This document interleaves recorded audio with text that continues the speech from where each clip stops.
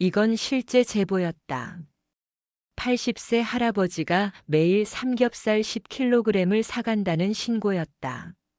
매일 같은 시간, 같은 가게, 그리고 늘 현금이었다. 정육점 사장은 처음엔 대량 손님이 반가웠다. 하지만 일주일, 2주일이 지나도 똑같은 주문이 이어지자 그의 마음속엔 불안이 자리 잡았다. 이상하지 않아? 아내가 말했다. 요즘 그런 주문이 어딨어? 박 사장은 대답하지 못했다.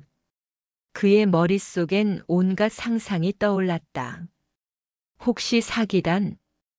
혹은 불법 음식업자? 하지만 노인은 너무 평범했다. 낡은 자전거, 다른 신발, 해진 점퍼. 그런데 유독 깨끗하게 다린 셔츠. 그날도 노인은 똑같은 말로 주문했다. 삼겹살 10kg. 기름기 적게 깨끗한 걸로.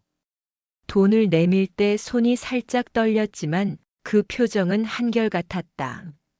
아버님 식당 하세요? 아닙니다. 그럼 고기를 어디에 쓰시는데요? 필요한 데 있습니다. 그리고는 더 묻지 말라는 듯 고개를 살짝 숙였다. 그날 밤 박 사장은 잠을 이루지 못했다. 그의 머릿속엔 그 노인의 얼굴이 계속 떠올랐다. 결국 다음 날 파출소에 전화를 걸었다. 매일 현금으로 고기를 10kg씩 사가는 노인이 있습니다. 좀 확인 부탁드립니다. 며칠 뒤 경찰은 잠복을 시작했다.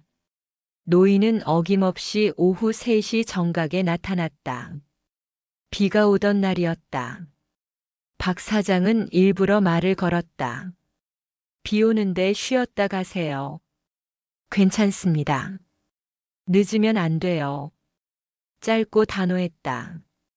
노인은 자전거 짐칸에 박스를 묶고 골목으로 사라졌다. 박 사장과 경찰은 멀찍이 뒤를 따랐다. 좁은 골목 끝 허름한 창고 하나. 문 옆에는 손으로 쓴 간판이 있었다. 사랑의 밥상, 무료 급식소. 문틈 사이로 본 안쪽엔 노숙인들과 홀몸 노인들이 있었다. 노인은 앞치마를 두르고 고기를 굽고 있었다. 기름이 튀어 손등이 데었지만 그는 표정 하나 변하지 않았다. 오늘은 삼겹살이다. 따뜻하게 먹고 가요. 그 한마디에 웃음소리가 번졌다. 누군가는 눈물을 훔쳤다. 이렇게 맛있는 고기 처음 먹어봐요. 박 사장은 그 자리에서 얼어붙었다. 그의 목이 저릿하게 멎었다. 신고했던 자신이 너무 부끄러웠다.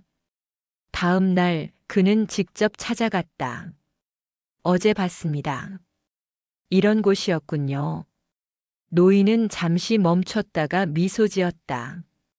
들켰네요. 그날 이후 박 사장은 매일 그곳을 찾았다. 노인은 새벽 5시에 일어나 고기를 손질하고 쌀을 씻고 반찬을 만들었다. 봉사자도 직원도 없었다. 혼자였다.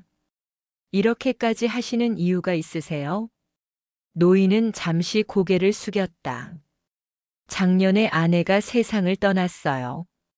그의 목소리는 조용했지만 단단했다. 그 사람은 늘 말했죠. 당신 나 없이도 밥 굶는 사람 없게 해줘. 그게 유언이었어요. 박 사장은 그 말을 잊지 못했다. 노인은 말했다. 우리 부부는 자식이 없어요. 아내가 떠난 후엔 집도 정리했고 남은 돈으로 이 일을 시작했죠. 그는 낡은 지갑을 꺼냈다. 아내는 오래된 사진 한 장. 웃는 얼굴에 아내가 있었다. 이 사람은 음식할 때 노래를 부르곤 했어요. 그때마다 이 냄새가 집안을 가득 채웠죠. 그래서 이 일을 하면서 그 사람을 다시 보는 것 같아요. 그날 이후 시장 사람들도 하나둘 합류했다. 정육점은 고기를 원가로 주고 빵집은 식빵을 기부하고 과일 가게는 팔지 못한 과일을 보냈다. 서동시장 공동밥상. 이 작은 시장이 하나의 가족이 되었다. 그런데 어느 날 노인이 쓰러졌다. 병원으로 실려갔고 폐암 말기 진단을 받았다. 의사는 말했다. 길어야 2달이십니다. 그는 병상에서도 미소를 잃지 않았다. 내가 떠나도 밥상은 멈추면 안 돼요. 이건 내게 아니에요. 다 같이 만든 거예요. 박 사장은 그를 매일 찾아갔다. 고기 냄새가 그립지 않으세요? 노인은 힘겹게 웃었다. 아내가 기다릴 겁니다. 그 사람은 늘 고기 굽는 냄새를 좋아했죠. 그의 숨은 점점 짧아졌지만 미소는 오히려 더 깊어졌다. 그날 정육점 앞엔 포장된 삼겹살 10kg이 놓여 있었다. 박 사장은 그것을 들고 급식소로 향했다. 그날 메뉴는 아버지의 마지막 삼겹살. 모두가 밥을 먹으며 울었다. 한 노숙인이 말했다. 그분이 처음 내 이름을 불러줬어요. 그날 처음으로 내가 사람 같았어요. 노인이 떠난 뒤에도 밥상은 멈추지 않았다. 간판엔 새 이름이 붙었다. 정노인의 식탁. 그 아래엔 문장 하나. 당신의 밥이 누군가의 희망이 됩니다. 그 후로 6개월. 기부금은 줄고 물가가 올랐다. 박 사장은 계산기를 보며 한숨을 쉬었다. 이제 못 버티겠어. 그때 기자가 찾아왔다. 혹시 정노인님 아세요? 그는 노인의 유언장을 내밀었다. 박 사장에게 내 자전거를 남긴다. 그가 계속 달릴 수 있길 바란다. 박 사장은 그 자전거를 시장 한켠에 세웠다. 매일 그 위엔 삼겹살 10kg이 실렸다. 정노인의 자전거. 그러던 어느 날 SNS에 영상 하나가 올라왔다. 삼겹살 냄새로 희망을 굽는 사람들. 그 영상은 일주일 만에 100만 조회수를 넘겼다. 사람들은 울고 나눔에 동참했다. 기업들이 후원을 약속했고 급식소는 새로 단장됐다. 봉사자들이 늘어나고 하루 200명이 밥을 먹는 곳으로 성장했다. 1년 뒤 시장 사람들은 작은 행사를 열었다. 정노인의 일주기. 그날 메뉴는 언제나처럼 삼겹살이었다. 불판 위에서 고기가 익어가며 기름이 지글지글 소리를 냈다. 그 냄새가 하늘로 올라가 별빛과 섞이는 듯 했다. 행사가 끝날 무렵 한 여성이 조용히 다가왔다.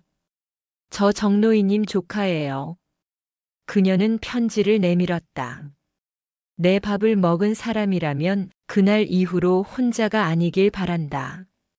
그 문장은 행사장 한가운데 붙었다. 사람들은 그 앞에서 한참을 서 있었다. 눈물을 훔치며 고개를 끄덕였다. 지금도 서동시장은 삼겹살 냄새로 가득하다. 학생들이, 직장인들이, 여행객들이 그 냄새를 따라온다. 정노인의 삼겹살 먹고 가야지. 그게 이 시장의 인사말이 되었다. 박 사장은 여전히 새벽 5시에 문을 연다.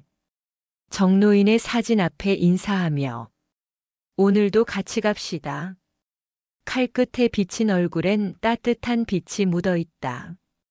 그는 가끔 생각한다. 그날 내가 신고하지 않았더라면 이 모든 일은 없었을지도 몰라. 이제 그는 말한다. 그분은 나를 부자로 만들어줬어요. 돈이 아니라 마음으로요. 어느 날 한 꼬마가 물었다. 삼겹살 할아버지는 어디 계세요? 박 사장은 웃으며 대답했다. 하늘에 계시지. 지금도 우리 보고 있을 거야. 그럼 하늘에서도 고기 굽고 있겠네요? 그럼 당연하지. 그날 밤 시장 위로 별 하나가 유난히 밝게 빛났다. 누군가 말했다. 저 별이 그분 아니야? 불판 위 고기가 익으며 기름이 튀는 소리가 났다. 그 소리가 마치 웃음 같았다. 박 사장은 오늘도 속삭인다. 오늘도 잘 드셨죠, 아버님? 사진 속 노인은 여전히 미소를 짓고 있다. 그 미소를 보며 그는 다짐했다. 당신이 남긴 밥상, 제가 끝까지 지킬게요. 오늘도 서동시장은 삼겹살 냄새로 가득하다.